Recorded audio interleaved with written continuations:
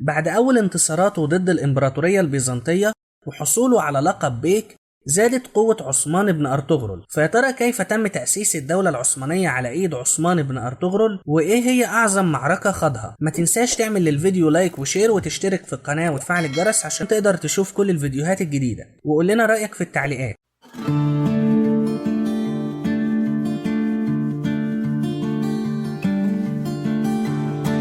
مع فتح مدينة قراجة حصار سنة 1288 ميلاديا 687 هجريا، بدأ المسلمين الأتراك في الأناضول في الهجرة إليها والاستقرار فيها، وسعى عثمان بن أرطغرل لنشر العدل والمساواة بين سكان المدينة، خاصة وإنها أصبحت مدينة بتضم مسلمين وغير مسلمين، فعمل على حسن معاملة المسيحيين وحماية حقوقهم. وبعد فرض الاستقرار في مدينة قراجة حصار، قرر عثمان بن أرطغرل شن حملة عسكرية جديدة على منطقة وادي سقاريا، وقام بالإغارة على قلاع ومدن جوينوك وطرقلي، واستطاع ضمهم إلى أراضيه سنة 1292 ميلاديا 691 هجريا.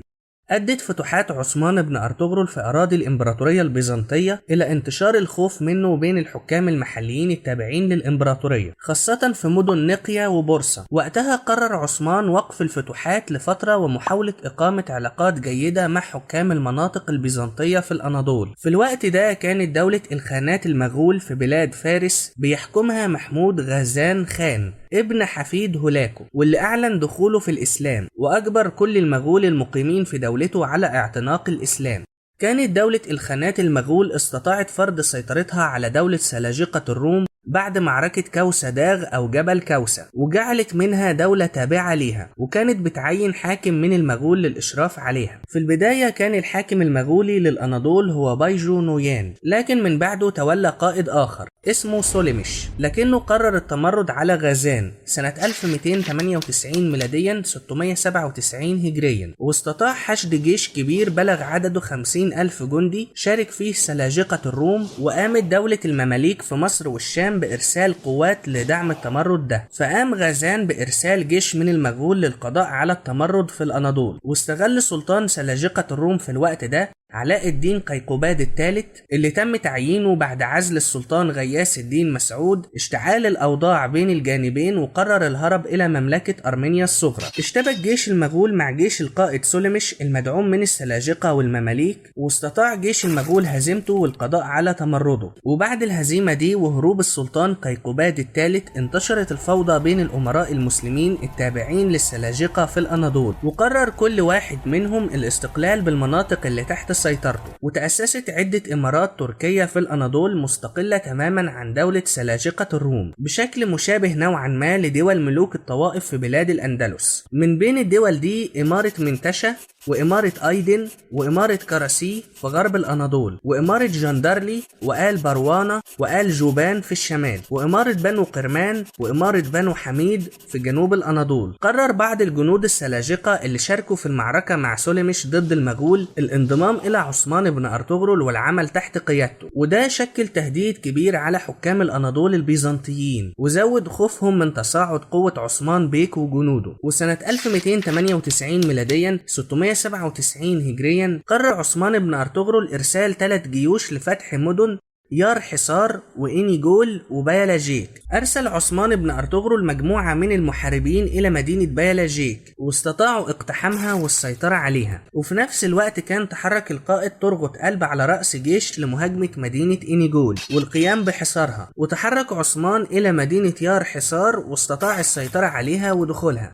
كان ترغت قلب شن هجوم عنيف على مدينة إنيجول، لكنه لم يستطع اقتحام المدينة، فاضطر لطلب المساعدة من عثمان غازي، فاتجه إليه عثمان على رأس جيشه لدعم الحصار المفروض على المدينة، واستولى على جميع البلدات والقرى المحيطة بمدينة إنيجول. وبسبب سياسة آيا نيقولا السيئة والظالمة ضد سكان إنيجول ومعرفتهم بعدل وحسن معاملة عثمان بيك لسكان مدينة قراجة حصار، فأصبحوا ميالين أكتر لجانب عثمان بن أرطغرل. ومع اشتداد الحصار على المدينة وضعف مقاومة الحمية البيزنطية البيزنطية اضطرت إنيجول إلى الاستسلام لجيش عثمان بن أرطغرل، واللي دخل المدينة وأمر بإعدام حاكمها آيا نيكولا بسبب إساءته واضطهاده للمسلمين وتآمره على عثمان. وبكده استطاع عثمان غازي فتح 3 مدن بيزنطية في وقت واحد وتوسيع أراضيه بشكل سريع. ومع حلول سنة 1302 ميلاديا 701 هجريا كان السلطان كيقوباد الثالث اللي ترك عرش دولة سلاجقة الروم وهرب تم إعدامه على إيد المغول، وعين المغول من بعده غياث الدين مسعود مرة أخرى. وفي رواية تانية إن جيوش المغول أغارت على بلاد الأناضول سنة 1300 ميلاديا 699 هجريا وقتلت السلطان علاء الدين كيقوباد الثالث في العاصمة قونيا. وفي جميع الأحوال فإن فترة الحكم الثانية للسلطان غياث الدين مسعود كانت قصيرة ودامت ما بين 4 و6 سنوات، ومع نهاية عهده سنة 1307 ميلاديا 706 هجريا اختفت معاه دولة سلاجقة الروم وانتهت نهائيا. وقيل أيضا إن المغول قتلوه وقضوا على دولته فاتحين المجال للإمارات التركمانية بالاستقلال. ونظرا لعدم وجود سلطان للسلاجقة ولشدة انهيار وضعف آخر سلطانين لسلاجقة الروم كيقوباد الثالث وغياث الدين مسعود استقل عنهم ما تبقى من مدن في الأناضول، وتأسست إمارات جانيق وبنو أرتين في الشرق وإمارة آخي وإمارة صاحب أطا في الوسط. وقتها قرر عثمان بيك إعلان استقلاله وتأسيس إمارة مستقلة خاصة به، وهي الإمارة العثمانية المعروفة بعد كده باسم الدولة العثمانية نسبة إليه. وبكده تم تأسيس الدولة العثمانية بشكل رسمي سنة 1299 ميلاديا 698 هجريا على إيد عثمان بن أرطغرل. في الوقت ده كانت دولة الخانات المغول وحاكمها غازان خان دخلت في صراع ضد دولة المماليك، وحصلت بين المماليك والمغول معركة شقحب أو مرج الصفر، واللي استطاع فيها المماليك تحقيق النصر على المغول وهزيمة جيشهم، مما أدى إلى إضعاف قوة دولة المغول والحد من خطورتها على الإمارات التركية في الأناضول. أما من ناحية الغرب فكانت الإمبراطورية البيزنطية بدأت في الضعف والتراجع، وأصبحت بتعاني من عدة تمردات واضطرابات وفتن داخلية، بالإضافة إلى غارات البلغار والصرب على أراضيها في منطقة البلقان لجانب ضربات الإمارات التركية في غرب الأناضول. فلم تستطيع التحرك ضد عثمان بن أرطغرل ودولته الجديدة، ولم ينجح البيزنطيين في تحريض الإمارات التركية ضده. وقتها قرر عثمان استكمال فتوحاته ضد الإمبراطورية البيزنطية، وسنة 1301 ميلاديا 700 هجريا شن عثمان بيك حملة عسكرية ضد البيزنطيين استطاع خلالها فتح مدن كبرو حصار ومدينة يينيشهير، وقام بنقل عاصمة الدولة العثمانية من مدينة سوغوت إلى مدينة يينيشهير. وأصبح هدف عثمان غازي القادم هو السيطرة على مدينة نقيا أو إزنك حاليا، واللي تعتبر في الوقت ده مدينة مهمة لكلا الجانبين البيزنطي والإسلامي، وده لأنها كانت العاصمة الأولى لدولة سلاجقة الروم قبل مدينة قونيا، وسقطت على إيد الحملة الصليبية الأولى من حوالي 200 سنة، ومن وقتها وهي تحت سيطرة الروم. فاتجه عثمان إلى نقيا واستطاع السيطرة على كل المناطق المحيطة بها وفرض حصار شامل عليها، وتم قطع الطرق المؤدية إلى المدينة ومنعها من الحصول على أي مساعدات أو مؤن من الخارج. فاضطر حاكم المدينة لطلب المساعدة من الإمبراطور البيزنطي أندرونيقوس الثاني